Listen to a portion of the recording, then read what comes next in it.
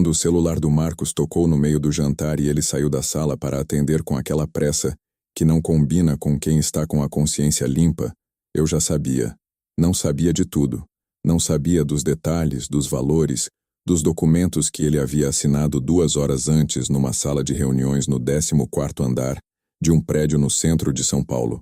Mas sabia que alguma coisa havia mudado entre nós de forma que não voltava atrás. Às vezes o corpo percebe o que a mente ainda está recusando. Fiquei na mesa do restaurante com o copo de água na mão e o barulho do lugar ao redor. Garçons, outros clientes, o som da cozinha. E pensei numa frase que a Marlene me dizia sempre que eu era ingênuo com alguém. Augusto, a pessoa te mostra quem ela é. Você é que escolhe não ver. Ela tinha razão quando disse isso da primeira vez. Continuava tendo razão naquele jantar. O Marcos voltou à mesa com um sorriso que estava um pouco largo demais. Disse que era o escritório. Disse que era um cliente difícil que não conseguia esperar. Disse que estava resolvido. Olhei para ele. Tudo bem? Ele perguntou com aquela desenvoltura que sempre admirei nele. Tudo bem, eu disse. E sorri de volta. Mas no bolso do meu blazer, fechada na palma da minha mão que repousava sobre a perna, estava a caneta que a Marlene havia me dado no dia em que abrimos a empresa. E eu a segurava com uma firmeza que não tinha nada a ver com costume. Tinha a ver com o que eu já sabia que estaria esperando por ele na manhã seguinte. Antes de continuar, preciso te agradecer por estar aqui. Você poderia ter passado por esse vídeo. Escolheu ficar. Isso tem um peso para mim que é difícil de explicar, mas vou tentar. Cada pessoa que ouve uma história como essa é uma pessoa a menos que vai sentir que está sozinha no que passou. E tem muita gente que passou por algo parecido. Mais do que você imagina. Me conta onde você está ouvindo isso. Cidade, estado, país. Deixa nos comentários. É simples, mas faz diferença. Cria esse senso de que estamos numa conversa real, não só numa tela. E antes de mergulhar de vez na história, essa narrativa foi construída com elementos reconstruídos e adaptados para fins narrativos. Nomes e detalhes foram modificados para proteger as pessoas envolvidas. Mas a traição, o silêncio que se seguiu, a escolha de agir com método e o que veio depois, isso é completamente real. Pode continuar. Meu nome é Augusto Mendes. Tenho 64 anos. Sou engenheiro civil de formação e empreendedor por escolha.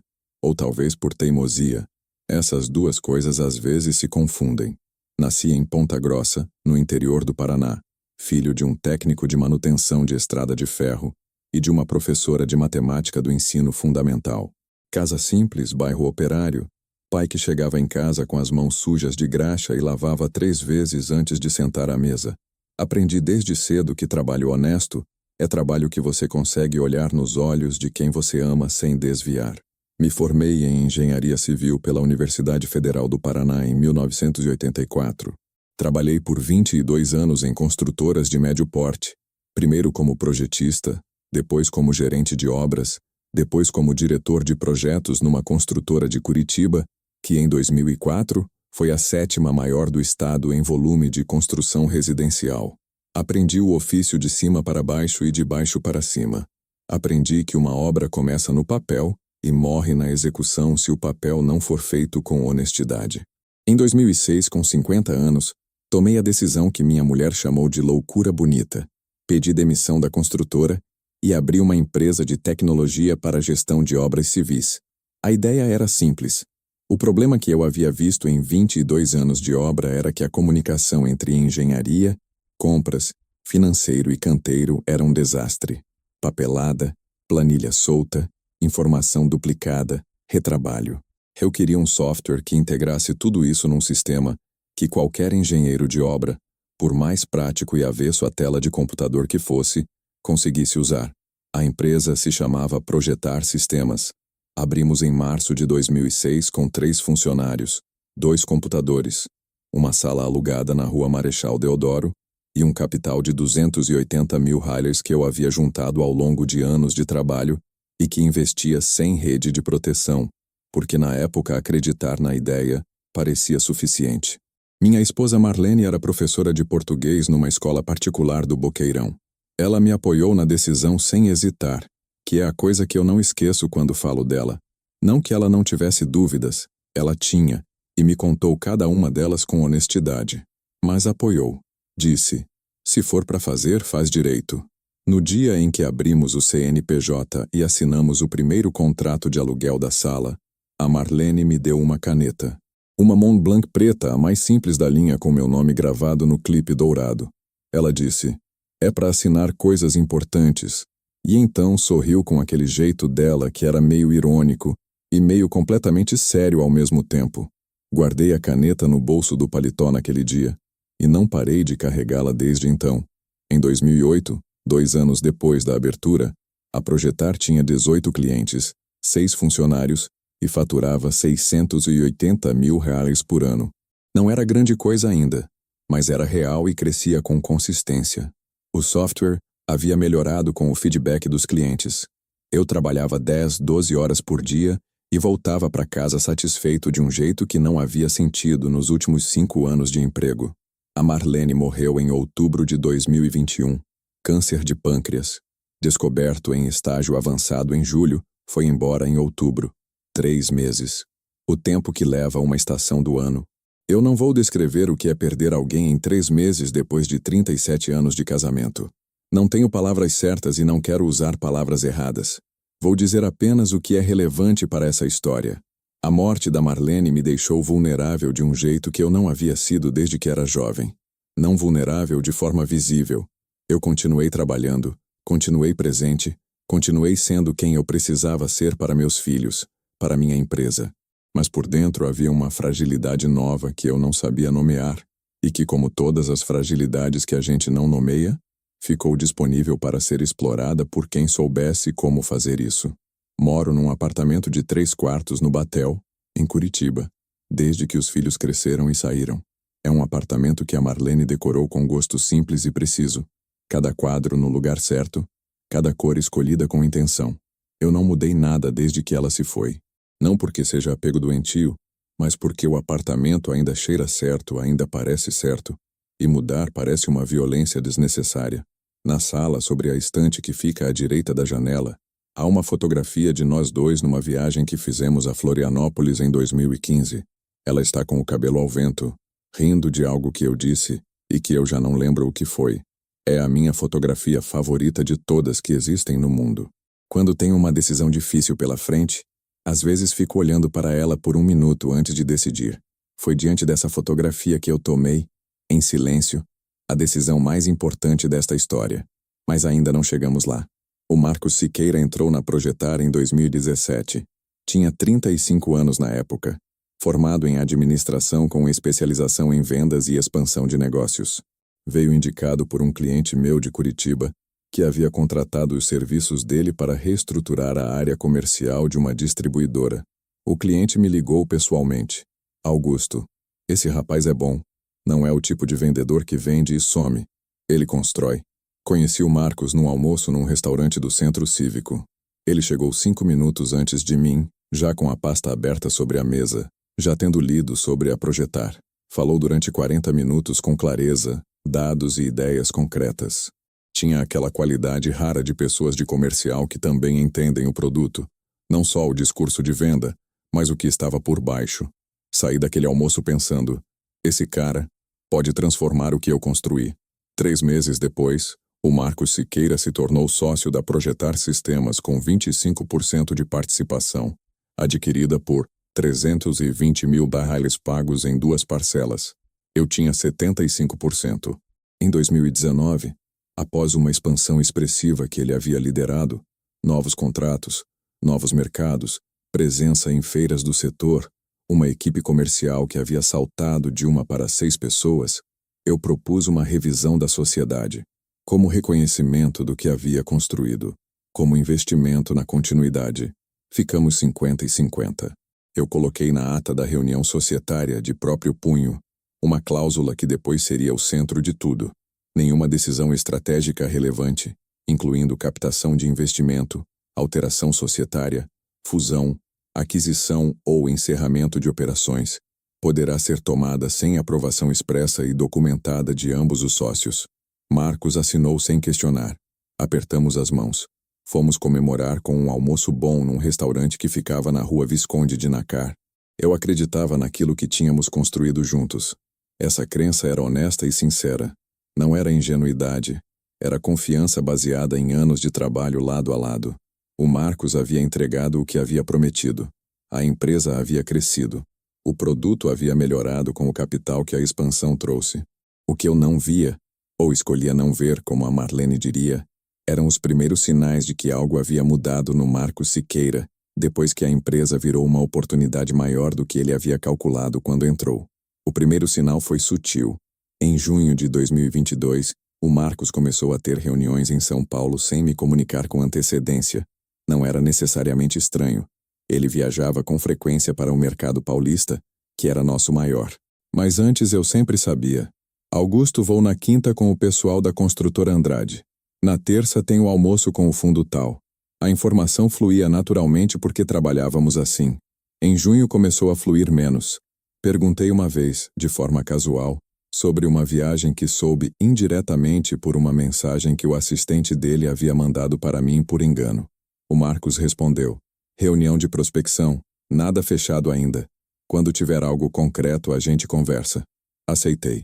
Afinal, era verdade que reuniões exploratórias às vezes não precisavam de relatório antes de virar algo real. Faz sentido não criar expectativa em torno de nada. Mas o quando tiver algo concreto nunca chegou. E as viagens continuaram, com aquela frequência levemente diferente do padrão que eu havia aprendido a reconhecer depois de 5 anos de sociedade. Em agosto de 2022, a Fernanda, assistente do Marcos, que trabalhava na empresa havia 2 anos, cometeu um erro pequeno que, na época, não entendi como o sinal que era. Ela enviou para o meu e-mail corporativo por engano uma apresentação em PDF. O título do arquivo era Projetar Sistemas Cap Round Draft V3 PDF. A apresentação era sobre captação de investimento. Uma rodada que, pelo que eu consegui ver nos primeiros segundos antes de fechar o arquivo, estava estruturada com projeções financeiras, valuation e uma proposta de entrada de um fundo de venture capital com participação de 15%. Fechei o arquivo imediatamente. A Fernanda me ligou segundos depois, muito nervosa, pedindo para ignorar o e-mail, que havia sido um engano, que era um rascunho interno do Marcos de um exercício de projeção que ele estava fazendo para entender o mercado. Sem problema, eu disse. Não mexa nisso. Mas não exclui o e-mail. Fiquei olhando para ele na caixa de entrada por alguns minutos depois que a ligação terminou. O nome do arquivo ficou na minha cabeça. Cap Round. Draft V3. Terceira versão de um draft de captação de rodada de investimento. Se era a terceira versão, havia uma primeira e uma segunda. Eu não sabia de nenhuma delas. Pensei, existe uma explicação razoável para isso. O Marcos às vezes trabalha ideias antes de trazê-las para a conversa. É o jeito dele de processar. Prefere chegar com algo estruturado a chegar com uma ideia vaga. Conheço esse padrão nele. É um padrão que admiro. Devolvi a caneta ao bolso do paletó. Fui continuar o dia. Não trouxe o assunto para o Marcos. Essa foi uma das escolhas que, olhando de trás, eu entendo como o momento em que devia ter parado e conversado com franqueza. Mas não parei. Deixei passar. E deixar passar foi o que deu ao Marcos a confiança de que havia espaço para continuar sem que eu questionasse. Em setembro de 2022, o Marcos me apresentou formalmente a ideia de captação de investimento. Disse que havia conversado informalmente com 2 fundos de venture capital paulistas que tinham interesse no setor de tecnologia para construção civil. Disse que o momento era bom, que a empresa estava num ponto de crescimento que justificava um aporte externo para acelerar. Apresentou números.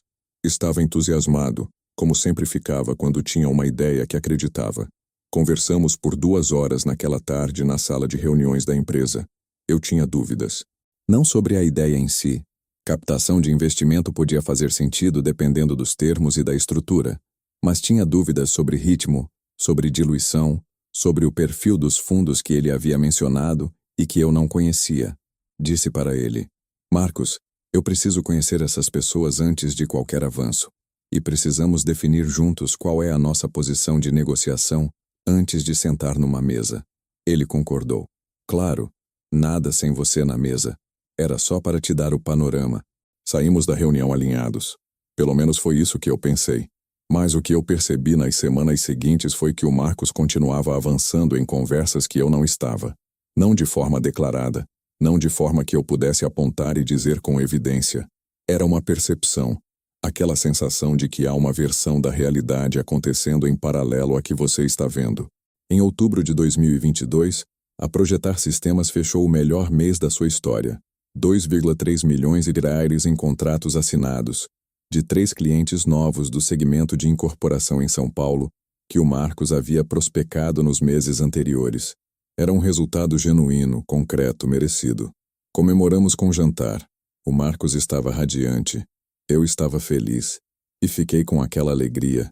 Deixei que ela cobrisse as dúvidas que estavam por baixo. Em fevereiro de 2023, 3 semanas antes do jantar naquele restaurante, o jantar onde tudo virou, o Marcos me convidou para uma reunião de apresentação com um fundo de São Paulo que havia demonstrado interesse em investir. Reunião exploratória, ele disse. Nada decidido, só para nos conhecermos. Quando? Eu perguntei. Dia 14 em São Paulo, quarta-feira de manhã. Confirmei. Comprei passagem. Na terça anterior, às 4 da tarde, o Marcos me ligou. Augusto, a reunião foi remarcada. O pessoal do fundo teve um imprevisto. Vamos reagendar para depois do carnaval. Tudo bem, eu disse. Cancelei a passagem. Fui trabalhar. Só mais tarde fui descobrir que a reunião não havia sido remarcada. Havia acontecido na data original, sem mim. Em março de 2023 comecei a notar algo diferente na postura do Marcos nas reuniões internas. Não era nada que eu conseguisse descrever com precisão se alguém me pedisse. Era uma confiança levemente diferente da confiança que eu conhecia nele. Não a confiança de quem está trabalhando bem e sabe disso. Essa eu conhecia. Era familiar. Era parte do que me fazia gostar de trabalhar com ele. Era uma confiança de quem sabe de algo que o outro não sabe. Às vezes ele recebeu uma ligação na minha frente e ficou com o rosto visivelmente contido, como quem domina uma expressão que, sem esforço, estaria sorrindo largo. Quando eu perguntava o que era, respondia sempre com a mesma variação. Nada fechado. Prospecção. Quando tiver concreto, a gente conversa. Sempre a mesma frase. Não pedi mais detalhes, mas comecei a prestar atenção de um jeito diferente. Em março, numa tarde de quinta-feira, passei pela sala do Marcos para pegar um relatório e ele estava numa videochamada que encerrou rapidamente quando eu entrei. A tela ficou preta antes que eu pudesse ver qualquer coisa, mas num segundo antes de fechar, vi o logo de um fundo de investimento que eu reconheci. Havia aparecido numa matéria do setor que eu havia lido meses antes. Ele disse, fornecedor, nada importante. Sorri, peguei o relatório, saí. Naquela noite em casa, fui até a estante da sala e fiquei olhando para a fotografia da Marlene por um tempo que não sei medir. Ela estava com o cabelo ao vento rindo. Eu pensei, Marlene, o que está acontecendo? E pensei na frase dela. A pessoa te mostra quem ela é. Você é que escolhe não ver. Parei de escolher não ver. Em agosto de 2022, a Fernanda, assistente do Marcos, que trabalhava na empresa havia 2 anos com uma eficiência que eu sempre havia admirado, cometeu um erro pequeno que na época não entendi como o sinal que era. Ela enviou para o meu e-mail corporativo, por engano, uma apresentação em PDF. O título do arquivo era Projetar Sistemas, Cap Round, Draft, Derace PDF. Abri por reflexo, como abro qualquer arquivo que chega no meu endereço corporativo, e nos primeiros segundos antes de entender o que estava vendo, li o suficiente para perceber que era uma apresentação estruturada de captação de investimento. Havia um slide de capa com o logo da Projetar, depois uma página de Executive Summary com valuation e projeções, depois o que parecia ser o início de uma proposta para um fundo de Venture Capital. Fechei o arquivo. A Fernanda me ligou em menos de 1 minuto com aquela voz de quem está tentando ser calma e não está conseguindo completamente. Disse que era um engano, que havia sido enviado para o endereço errado, que era um rascunho de um exercício de projeção que o Marcos estava fazendo internamente para entender o mercado e que não havia nada de concreto por trás. Sem problema, eu disse. Pode ficar tranquila, mas não exclui o e-mail. Fiquei olhando para ele na caixa de entrada por alguns minutos depois que a ligação terminou. V3. Terceira versão de um draft de captação de rodada de investimento. Se era a terceira versão, havia uma primeira e uma segunda. Rascunhos que haviam sido revisados, melhorados, refinados. Esse tipo de documento não é um exercício de abstração, é um documento de trabalho. Alguém havia passado horas naquilo, talvez dias. Eu não sabia de nenhuma das 3 versões. Pensei, como sempre, na explicação razoável. O Marcos gostava de preparar ideias antes de trazê-las para a conversa. Era o jeito dele de funcionar. Chegava com algo estruturado, não com uma vaga intenção. Eu havia admirado esse traço nele durante anos. Fazia sentido que ele estivesse preparando um material antes de apresentá-lo formalmente. Mas V3, 3 versões. Agosto de 2022. Coloquei a caneta no bolso do paletó. Fui trabalhar. Não trouxe o assunto para o Marcos. Não naquele dia. Não na semana seguinte. E é essa omissão que eu carrego como parte da minha responsabilidade nessa história. Não a de ter confiado, mas a de ter ignorado o momento certo para perguntar. Em setembro de 2022, o Marcos apresentou formalmente a ideia de captação de investimento numa reunião que ele mesmo convocou. Era uma sexta-feira à tarde. A sala de reuniões principal, a maior, com a mesa comprida de carvalho que eu havia comprado numa liquidação de escritório em 2013. O Marcos trouxe um notebook e conectou ao projetor. A apresentação que apareceu na tela era diferente do rascunho que eu havia visto por engano. Mais acabada, mais polida. Mas o esqueleto era o mesmo. Ele passou 30 minutos apresentando. Era bom no que fazia. Eu sempre soube disso. Tinha o dom de tornar números complexos legíveis, de apresentar riscos sem que parecessem ameaças, de criar entusiasmo sem que parecesse otimismo irresponsável. Naquele dia, ele estava especialmente fluente. Eu ouvi tudo. Fiz perguntas. Tinha dúvidas genuínas sobre diluição da participação dos sócios, sobre o perfil dos fundos que ele havia mencionado, sobre o timing em relação ao momento de crescimento da empresa, sobre os covenants que fundos de venture normalmente impõem. Marcos, eu disse ao final, preciso conhecer essas pessoas antes de qualquer coisa avançar, e precisamos definir juntos nossa posição de negociação antes de sentar numa mesa com qualquer investidor. Claro, ele disse sem hesitar, nada sem você na mesa. Só te trouxe o panorama. Saímos alinhados. Ou assim eu pensei. Mas nas semanas seguintes, as viagens a São Paulo continuaram. A comunicação sobre elas continuava escassa. Quando eu perguntava, havia sempre uma variação da mesma resposta. Prospecção. Nada fechado. Quando tiver concreto, a gente conversa. Aquela frase se repetiu tantas vezes que começou a soar diferente. Como um mantra que a pessoa usa para não ter que explicar nada de verdade. Em outubro de 2022, a Projetar teve o melhor mês de sua história. 2,3 milhões em contratos assinados. 3 clientes novos do segmento de incorporação em São Paulo.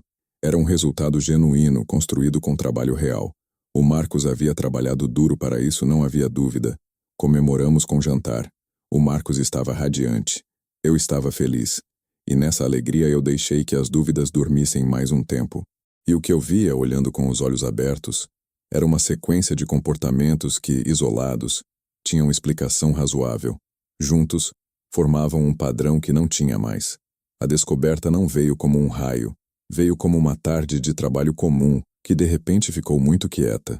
Era uma quinta-feira de abril de 2023. O Marcos havia viajado para São Paulo, mais uma vez com informação mínima. Reunião de acompanhamento com prospectos do segmento de incorporação. Eu havia ficado em Curitiba. Era um dia normal de escritório. Por volta das 2 da tarde, recebo uma mensagem de um advogado chamado Dr. Paulo Ferraz, de um escritório de São Paulo especializado em direito societário.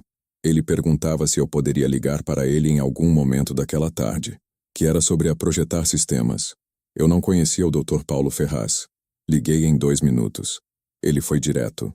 Disse que representava um fundo de Venture Capital, o Fundo Meridional Capital, sediado em São Paulo, que havia finalizado naquele dia uma rodada de investimento na Projetar Sistemas. Ele estava me ligando, disse, porque o contrato de investimento exigia a anuência dos 2 sócios, e o Marcos Siqueira havia apresentado documentação indicando que ele era o sócio administrador com poderes amplos de representação da empresa. Isso está correto? O Dr. Ferraz perguntou. Fiz uma pausa de talvez 3 segundos. Não, eu disse. Não está correto. Silêncio do outro lado. O senhor é o Augusto Mendes? 50% da sociedade? Sou. O senhor estava ciente desta operação? Não, não estava. Outro silêncio, mais longo. Senhor Augusto, ele disse com um cuidado que eu interpretei imediatamente como o cuidado de alguém que acabou de perceber que está no meio de uma situação muito mais complicada do que imaginava. Eu preciso te pedir que me envie hoje o contrato social atualizado da Projetar Sistemas, porque se o documento que nos foi apresentado não corresponde à realidade jurídica da empresa, há uma irregularidade grave aqui que precisa ser entendida antes de qualquer assinatura ser válida. Monin, minha mão estava fria quando desliguei o telefone. Fiquei imóvel na cadeira por alguns segundos. Então abri o computador e acessei os arquivos da empresa.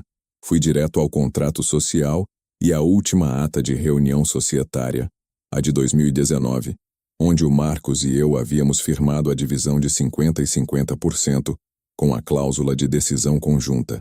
Li a cláusula 3 vezes seguidas. Nenhuma decisão estratégica relevante, incluindo captação de investimento, alteração societária, fusão, aquisição ou encerramento de operações, poderá ser tomada sem aprovação expressa e documentada de ambos os sócios. O que o Marcos havia feito naquele momento era exatamente o que essa cláusula proibia. Fui mais fundo. Entrei no sistema interno da empresa, nas pastas de e-mail corporativo do servidor, com minhas credenciais de administrador, que eu nunca havia precisado usar antes. E comecei a procurar. Encontrei. Havia uma cadeia de e-mails que o Marcos havia trocado com o Fundo Meridional Capital ao longo de 5 meses, de novembro de 2022 a abril de 2023. Nessa cadeia, ele se apresentava consistentemente como sócio controlador e administrador da Projetar Sistemas com poderes de representação plena. Em um e-mail de janeiro, o representante do fundo havia perguntado diretamente se havia outros sócios que precisariam assinar. O Marcos havia respondido: há um consórcio minoritário, mas os documentos constitutivos me conferem poderes de representação individual para operações desta natureza. Consórcio minoritário, 50%, chamado de minoritário, por escrito, para um investidor externo. E aquela frase sobre os poderes de representação individual, uma afirmação que era simplesmente falsa. O contrato social não dizia isso. A ata de 2019 não dizia isso. Eu havia redigido aquela cláusula de próprio punho exatamente porque queria o oposto. Ele havia mentido. Por escrito, para um investidor externo, ao longo de 5 meses. Me levantei da cadeira. Fui até a janela do escritório. Do 4º andar, dava para ver um pedaço da rua Marechal Deodoro lá embaixo. Os carros parados no semáforo. Uma banca de jornal no canto. Pessoas andando com o casaco de abril que em Curitiba é sempre mais necessário do que parece. Fiquei olhando para a rua por um tempo que não me lembro quanto foi. Então voltei para a mesa e comecei a trabalhar. Não com emoção, com método. Primeiro, fiz uma cópia de toda a cadeia de e-mails para um pendrive que eu tirei da gaveta e guardei na pasta interna do meu paletó.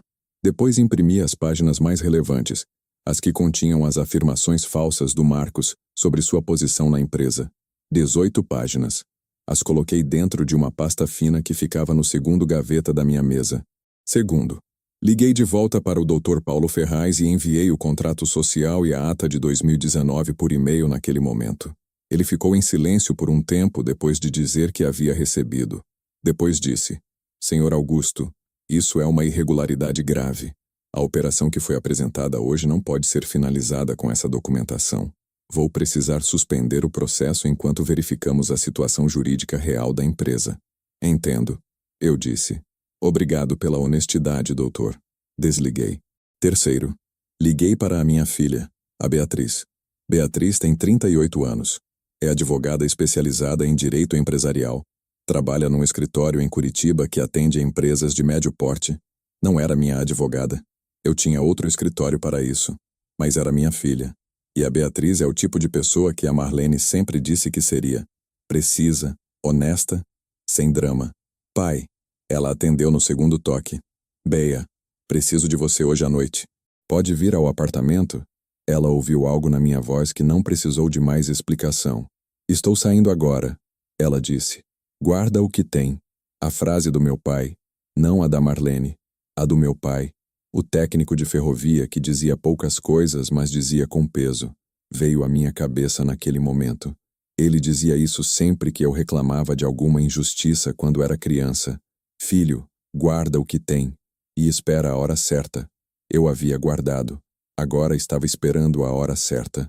A Beatriz chegou ao apartamento às 7h30 da noite com a pasta dela, o notebook e aquela expressão de quem já entrou em modo de trabalho antes de ouvir a história completa. Sentamos na mesa da cozinha, a mesma mesa de madeira que a Marlene havia escolhido numa feira de artesanato em São José dos Pinhais em 2003, com as marcas de anos de uso que eu considero parte do caráter da coisa. Havia 2 xícaras de café que eu havia preparado. A janela da cozinha deixava entrar o frio de Curitiba, aquele frio seco de noite de abril que é diferente de qualquer outro frio. Contei tudo, do arquivo que a Fernanda havia enviado por engano em agosto, às viagens não comunicadas, à reunião de fevereiro que não havia sido remarcada, à videochamada que eu havia ouvido pelo corredor, ao e-mail de março com o logo do fundo que eu havia reconhecido, a cadeia inteira de mensagens que encontrei no servidor naquela tarde, ao telefonema do Dr. Ferraz. A Beatriz ouvia com o caderno aberto, a caneta em movimento. Ela toma notas como a mãe tomava, rápido, em sequência, sem interromper. Esperou eu terminar completamente antes de dizer qualquer coisa. Quando terminei, ficou em silêncio por talvez 20 segundos. Pai, ela disse finalmente, você fez a coisa certa em não confrontar hoje. Eu sei, porque o que você tem agora é suficiente para entender o que aconteceu, mas não é suficiente para resolver da forma certa. Existe uma diferença enorme entre saber e poder agir sobre o que você sabe. Me explica. O que você tem? O arquivo de agosto que chegou por engano não serve como prova direta porque você viu por acidente e não há como determinar o que exatamente você leu. A cadeia de e-mails do servidor. Essa é a peça principal, e é sólida porque você tinha acesso legítimo ao servidor com suas credenciais de administrador. O telefonema do Dr. Ferraz é um testemunho externo de que houve uma irregularidade na apresentação feita pelo Marcos. Isso é valioso. E o que falta? Uma linha do tempo documentada, um entendimento preciso da extensão jurídica do que foi feito, e uma estratégia de confronto que não deixe espaço para que ele redirecione a narrativa. Imprimimos tudo. Organizamos em pastas numeradas. A notificação extrajudicial para o Marcos foi redigida com aquela precisão da Beatriz, que me lembrava a precisão da Marlene com a linguagem. Cada palavra no lugar certo, nada a mais, nada a menos. Antes de ela ir embora, levantei da mesa e fui até a sala. Tirei a caneta Montblanc do bolso do paletó onde havia ficado o dia todo. Olhei para ela por um momento. O nome gravado no clipe dourado. A. Mendes. A Beatriz estava no corredor. Pai, você está bem? Estou, eu disse. E era verdade da maneira mais completa. Não estava feliz. Havia uma tristeza real em tudo aquilo. A tristeza de ter que confrontar alguém que eu havia genuinamente respeitado. Mas estava bem, com clareza, com propósito. Amanhã às 8, ela disse. Fechou a porta. Fui até a estante da sala. Olhei para a fotografia da Marlene. Você mandou a pessoa certa, eu disse em voz alta, para o apartamento vazio. E sorriei de um jeito que provavelmente pareceria estranho para qualquer pessoa que me visse. Fui dormir. Dormi melhor do que havia dormido em meses. Não porque estava feliz, mas porque havia aquela sensação que eu só consigo comparar ao que sentia quando terminava uma obra difícil. Não o alívio de quem escapa de algo, mas a satisfação de quem completou o que precisava completar. Na manhã de 14 de abril de 2023, acordei às 6. Fiquei deitado por 5 minutos ouvindo o silêncio do apartamento e o barulho distante do trânsito lá embaixo. Curitiba acorda com aquele som específico de cidade que sabe trabalhar. Não o barulho caótico de algumas metrópoles, mas algo mais cadenciado como um motor que aquece. Levantei, tomei banho com água quente, me vesti com atenção, o terno azul marinho, a camisa branca, a gravata bordô. Os sapatos que o engraxate do térreo do prédio polira na véspera, como fazia toda semana, com aquele capricho de quem entende que detalhe é respeito. Tomei o café em pé, olhando pela janela da cozinha para o dia que começava. Havia aquela névoa fina de manhã de outono em Curitiba. O tipo de névoa que some antes das 9, mas que, enquanto existe, dá à cidade um aspecto de coisa ainda não totalmente acordada. Coloquei a caneta no bolso interno do paletó. A Beatriz chegou às 8 em ponto, como havia dito. Terno preto, pasta de couro, aquela eficiência de presença que me faz pensar que herdou mais da Marlene do que qualquer um dos dois percebe. Chegamos à empresa às 8h40. O Marcos raramente chegava antes das 9h30. A Beatriz chegou ao apartamento às 7h30 da noite. Trouxe a pasta dela, o notebook, e aquela expressão de quem já entrou em modo de trabalho antes de ouvir a história completa. Sentamos na mesa da cozinha, a mesma mesa de madeira que a Marlene havia escolhido numa feira de artesanato em São José dos Pinhais, em 2003, e que ainda está no mesmo lugar, com as mesmas marcas de anos de uso, que eu considero parte do caráter da coisa.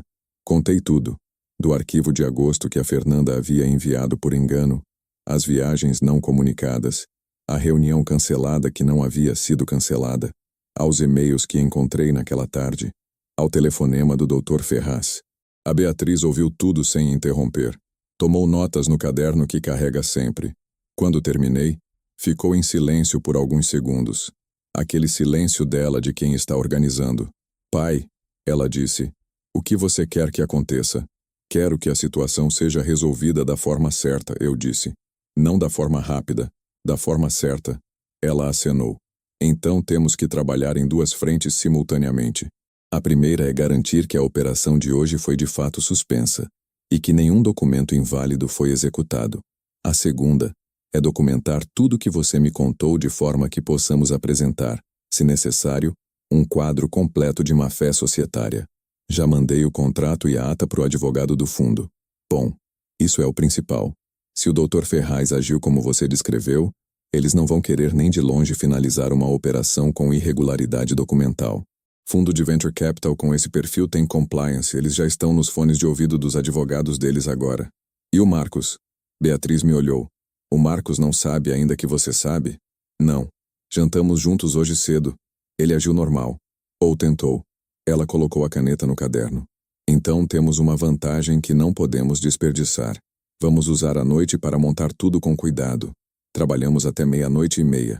A Beatriz redigiu uma notificação extrajudicial para ser entregue ao Marcos na manhã seguinte, listando as irregularidades identificadas, invocando a cláusula da ata de 2019 e notificando que a operação com o Fundo Meridional Capital era juridicamente inválida sem minha anuência expressa.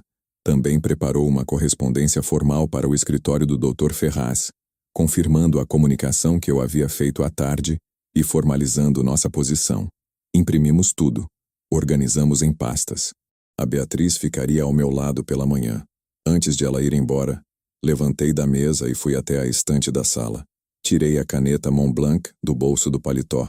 Havia carregado o dia todo sem perceber, como sempre, e fiquei olhando para ela por um momento. O nome gravado no clipe, A. Mendes. Marlene havia escolhido deixar só as iniciais e o sobrenome porque disse que ficava mais elegante. Ela sempre tinha razão nessas coisas. É para assinar coisas importantes. Beatriz estava no corredor colocando o casaco. Pai, você está bem? Olhei para minha filha. Estou, eu disse. E era verdade. Obrigado por estar aqui. Ela veio e me abraçou por um segundo. Aquele abraço rápido da Beatriz que tem mais substância do que parece. Amanhã cedo, ela disse. Às 8. Fechei a porta. Fui sentar na poltrona da sala. Fiquei olhando para a fotografia da Marlene na estante. A praia. O cabelo ao vento. O riso que eu não lembro o que causou. Pensei, Marlene, a filha que você criou é exatamente quem você diria que ela seria. E fui dormir. Dormia melhor do que tinha dormido em meses. Isso eu lembro com clareza. Não porque estava feliz, não estava, mas porque havia aquela sensação que a Beatriz descreveria como clareza processual, e que eu chamaria de outra forma, a sensação de saber o que fazer com o que está na minha frente. Na manhã de 14 de abril de 2023, acordei às 6 da manhã, tomei banho, me vesti com cuidado, terno azul marinho que eu uso em reuniões de maior importância, a camisa branca, a gravata bordô, bebi um café preto em pé na cozinha, olhando pela janela para o dia que começava com aquele cinza úmido de manhã de outono em Curitiba. O tipo de manhã fria que limpa o ar e deixa tudo com contornos muito nítidos. Coloquei a caneta no bolso interno do paletó. A Beatriz chegou às 8 em ponto. Ela estava com a pasta dela, o blazer preto, a expressão de quem dormiu 6 horas e está completamente acordada. Chegamos à empresa às 8h40. O Marcos não estava ainda. Ele raramente chegava antes das 9h30.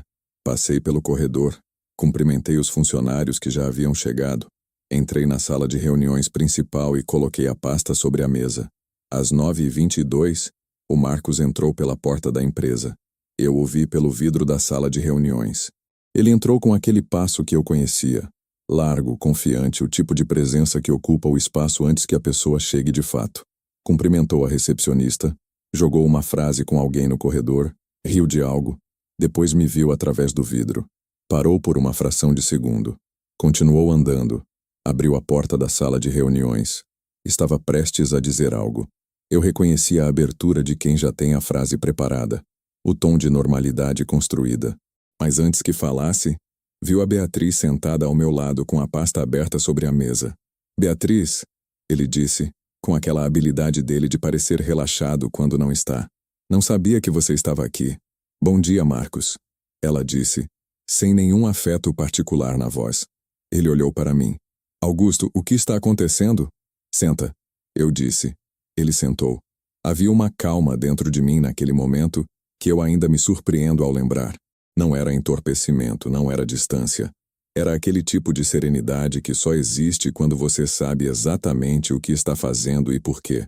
Como quando você está no topo de uma estrutura que construiu com as próprias mãos e sabe, sem precisar verificar, que os alicerces são sólidos. Ontem à tarde, por volta das 2h, eu comecei com voz tranquila. Recebi uma ligação de um Dr. Paulo Ferraz, do escritório Ferraz em Associados de São Paulo. Ele representa o Fundo Meridional Capital. O rosto do Marcos mudou, imperceptivelmente para quem não o conhecia. Mas eu o conhecia há 6 anos. O doutor me ligou porque o contrato de investimento exigia a anuência dos 2 sócios. E a documentação que você havia apresentado ao fundo afirmava que você era o sócio administrador com poderes plenos de representação. Augusto, eu posso explicar. Eu vou terminar, eu disse. Com calma, com aquela firmeza que não precisa elevar a voz porque tem peso próprio. Ele ficou em silêncio. Ao longo da tarde de ontem, acessei o servidor de e-mail corporativo da empresa com minhas credenciais de administrador e encontrei a cadeia de e-mails que você trocou com o Fundo Meridional Capital entre novembro de 2022 e ontem, 13 de abril de 2023. Coloquei sobre a mesa a primeira folha impressa. Era o e-mail de janeiro, onde ele havia chamado minha participação de sócio minoritário e afirmado ter poderes de representação individual. Ele olhou para a folha. Isso é seletivo. Fora de contexto, a Beatriz colocou a segunda folha, e a terceira, e a quarta. Ele parou de falar. Ao longo de 5 meses, eu continuei.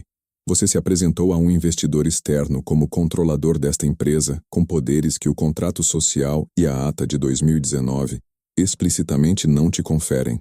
Você me chamou de sócio minoritário sabendo que nossa participação é igualitária.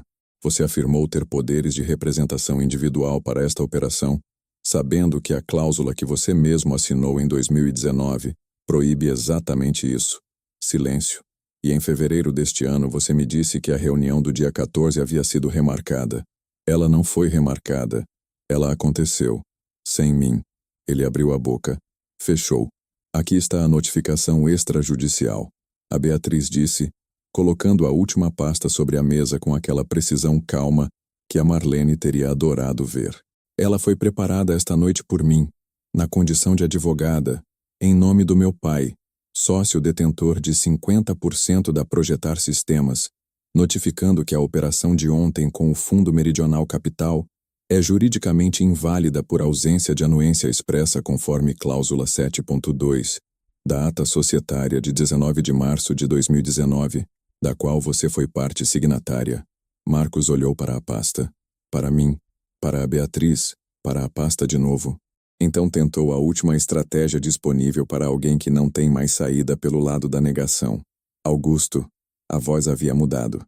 Havia algo mais macio nela, quase fraternal. A gente tem uma história. 6 anos.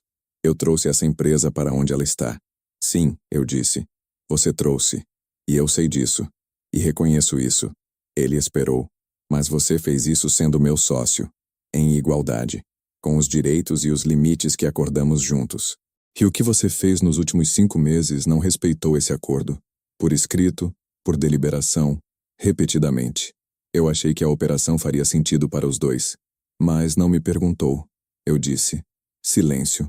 Não me perguntou porque sabia que eu teria perguntas, que eu teria condições, que eu não aceitaria qualquer estrutura só porque era uma oferta grande.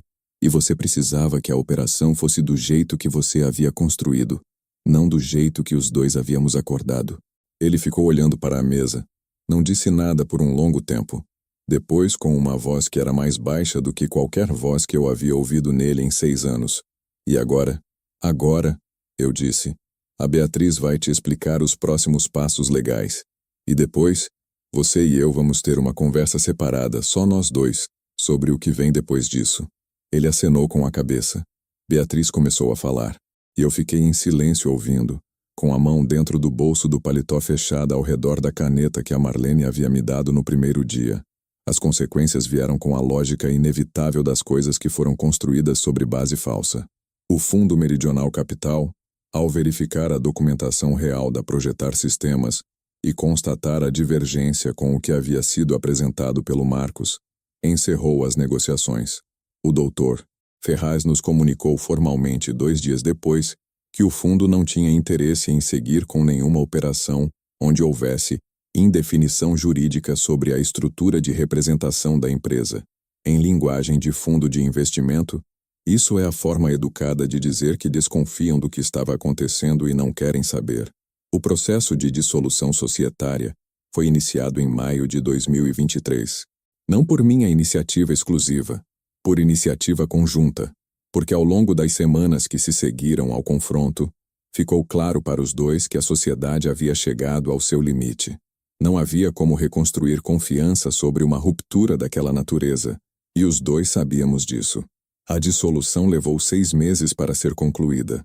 A Beatriz conduziu do meu lado com uma precisão que me orgulhou em cada etapa. O Marcos tinha um bom advogado também. Isso eu reconheço. E o processo foi duro, com negociações que às vezes iam até meia-noite, com propostas e contrapropostas sobre a avaliação dos ativos da empresa, sobre as carteiras de clientes, sobre a propriedade intelectual do software. No final, em novembro de 2023, a Projetar Sistemas passou a existir integralmente em meu nome. O Marcos saiu com uma compensação financeira calculada, com base na participação real dele, 50%, avaliada de forma justa por um perito independente que os dois havíamos concordado em contratar. Não foi o que ele havia planejado receber com a operação do fundo, mas era o que correspondia ao que tinha direito. Nenhum processo criminal foi aberto. Eu optei por não seguir esse caminho, não por clemência com o Marcos, mas porque o que eu queria não era sua destruição. Era a recuperação do que era meu de direito e o encerramento daquela relação nos termos que a honestidade exigia. Em dezembro de 2023, o Marcos Siqueira abriu uma nova empresa de consultoria comercial para o setor de construção. Até onde eu soube, está operando com clientes que não têm vínculo com o meu segmento. Não temos mais contato. A Projetar Sistemas em outubro de 2023 completou 17 anos. Comemoramos, eu, os funcionários que ficaram, e a Beatriz que foi à festa com o marido, e trouxe os meus 2 netos mais velhos que ficaram completamente entediados e pediram para sair depois de 40 minutos. Eu os deixei sair com prazer. Naquele dia, no final da tarde, depois que o escritório havia esvaziado, fiquei sozinho por meia hora na sala principal. Me sentei na minha cadeira de sempre. Peguei a caneta Montblanc. Olhei para ela. É para assinar coisas importantes. Assinei, naquele dia, o documento de transferência final da empresa para meu nome. Assinei com aquela caneta, como deveria ser. Hoje é agosto de 2024. A Projetar Sistemas está com 22 funcionários. Cresceu de 18 para 22 desde o início do ano, com 2 contratos novos que eu havia prospectado pessoalmente, coisa que não fazia há anos porque havia deixado toda a área comercial nas mãos do Marcos. Descobri que ainda gosto de prospectar. que ainda consigo me sentar com um cliente novo e entender o problema dele antes de oferecer solução. Essa habilidade não foi embora com os anos de escritório. Estou avaliando uma captação de investimento. De verdade. Desta vez. Com um fundo que a Beatriz me indicou. De Curitiba. Especializado em tecnologia para o mercado industrial. Já tivemos 3 reuniões. Em todas as 3 eu estava presente. Em todas as 3, cada parágrafo de cada documento foi lido por mim e pela Beatriz antes de qualquer conversa avançar. Aprendi que a celeridade que impressiona investidor pode ser a pressa que te custar caro. Aprendi que due diligence não é burocracia. É respeito mútuo formalizado. Vou ao apartamento do Batel toda a noite. A fotografia da Marlene continua na estante no mesmo lugar. O riso, o cabelo ao vento. Fui a Florianópolis em março deste ano. O primeiro viagem de lazer que fiz em 3 anos. Fui sozinho, fiquei 5 dias. Andei pela cidade no meu ritmo. No último dia, fui até a praia onde a fotografia havia sido tirada. Não a praia certa, talvez. Não consigo lembrar o nome exato, mas uma praia parecida, com aquele mesmo tipo de vento que vem do sul e mexe com tudo. Fiquei parado olhando para o mar por um tempo. Pensei, ela teria gostado de estar aqui. E então? Ela teria gostado do jeito que o filho se saiu. Aquele pensamento me fez bem de uma forma que é difícil de explicar. Não foi alívio. Foi algo mais parecido com orgulho silencioso. O tipo que não precisa de testemunha porque é completamente interior. Voltei para o hotel. Jantei. Dormi bem. Na última semana, meu neto mais novo, o filho da Beatriz, o João, 6 anos, ficou um fim de semana no apartamento. No sábado de manhã ele acordou antes de mim e foi para a sala. Quando me levantei, ele estava sentado no carpete examinando meu estojo de canetas que tinha ficado sobre a mesa. Ele havia tirado a Mont Blanc do estojo e estava segurando com o cuidado exagerado que crianças pequenas têm quando percebem que algo é frágil. Vovô, ele disse quando me viu. Essa aqui é especial? Sentei no carpete do lado dele. Peguei a caneta com cuidado. Foi a sua bisavó Marlene que me deu. Pra quê? Pra assinar coisas importantes. Ele ficou olhando para a caneta com aquela seriedade de criança que está processando uma informação maior do que parece. Você já assinou coisas importantes com ela? Pensei por um segundo. Muitas, eu disse. Ele me devolveu a caneta com as 2 mãos, como quem entrega um objeto que reconhece que pertence a outro lugar. Guardei no bolso. Ele foi buscar o cereal. E eu fiquei um momento ali, no carpete frio de agosto, com a caneta no bolso e o apartamento silencioso ao redor, pensando que essa é a coisa que a traição não conseguiu levar. Os momentos simples que continuam existindo depois que a tempestade passa. Agora quero te falar com franqueza, não com aquela voz de quem atravessou o fogo e descobriu a resposta certa para tudo. Não existe resposta certa para tudo. E quem diz que tem, está vendendo algo. Mas com a voz de quem passou por isso e tem algumas coisas que quer que você leve daqui. A primeira, eu cometi um erro que quase me custou a empresa. Não o erro de confiar no Marcos. Confiar nele era razoável, baseado em 6 anos de evidências. O erro foi o de deixar de prestar atenção quando os primeiros sinais apareceram. O arquivo enviado por engano em agosto de 2022. A reunião de fevereiro que ele disse que havia sido remarcada. Os telefonemas que ele encerrava quando eu entrava. Eu percebi cada um desses momentos. E em cada um deles escolhi a explicação mais confortável. Não porque fosse ingênuo, mas porque a alternativa de investigar parecia uma violação de confiança. Se eu começar a questionar tudo, que tipo de sócio sou? Essa é uma armadilha que funciona exatamente assim. A pessoa que quer te enganar não precisa que você seja estúpido. Ela precisa que você respeite demais a confiança para verificá-la. O respeito nesse contexto vira uma ferramenta na mão de quem não tem o mesmo escrúpulo. Verificar não é desconfiar, é responsabilidade. A segunda coisa, chamei a Beatriz. Isso foi a decisão mais importante. E não chamei por orgulho ferido, não chamei para me vingar. Chamei porque precisava de alguém que conhecesse tanto a mim quanto o problema, que pudesse olhar sem a névoa emocional que eu inevitavelmente tinha, e que tivesse a competência técnica para ajudar a resolver do jeito certo. Pedir ajuda especializada não é fraqueza, é inteligência. A diferença entre a pessoa que resolve o problema e a pessoa que se afunda nele muitas vezes não é a força. É saber quando a força não é suficiente sozinha. A terceira, decidi não abrir processo criminal. Sei que algumas pessoas que me conhecem acharam que fui clementemente leniente. Talvez. Mas eu não queria a destruição do Marcos. Queria a recuperação do que era meu, e a certeza de que aquilo não se repetiria. A dissolução societária entregou isso. O processo criminal teria me custado mais anos de energia e atenção do que eu estava disposto a investir numa guerra de desgaste. Cada situação tem a sua resposta certa. A minha era essa. Não estou dizendo que é a sua. E por fim, aprendi que sociedade é um casamento. Tem que ter contrato claro. Tem que ter conversas difíceis antes que os problemas apareçam. E tem que ter a disposição de rever o que está escrito quando a realidade muda. O maior erro que cometi não foi em 2023. Foi em 2019, quando fizemos a divisão igualitária sem definir, além da cláusula de decisão conjunta, o que aconteceria em caso de discordância estratégica. Deixamos esse espaço em branco, porque a relação estava boa, e definir parecia pessimismo. Mas os contratos não são pessimismo. São o reconhecimento honesto de que as pessoas e as circunstâncias mudam, e que ter regras claras protege tanto quem age de boa fé, quanto quem poderia agir de má fé. Aprendi isso tarde, mas aprendi. Há uma coisa que a Marlene disse no hospital perto do final, quando já estávamos além de qualquer pretensão de normalidade, e só ficávamos os dois sendo honestos com o tempo que tinha. Ela disse: Augusto, a sua empresa vai continuar. Você não consegue deixar de construir coisas. É como você é feito. Eu disse que não tinha certeza disso. Ela disse: eu tenho. E então ficou em silêncio por um tempo, como se tivesse pensando. Só não deixa que alguém te convença de que o que você construiu com as suas mãos pertence a ele, só porque foi ele que colocou mais barulho nisso. Na época eu ri. Disse: Marlene, você não precisa se preocupar com isso. Ela olhou para mim com aquele olhar dela. O olhar de quem sabe mais do que está dizendo. O olhar que eu levei 37 anos aprendendo a ler.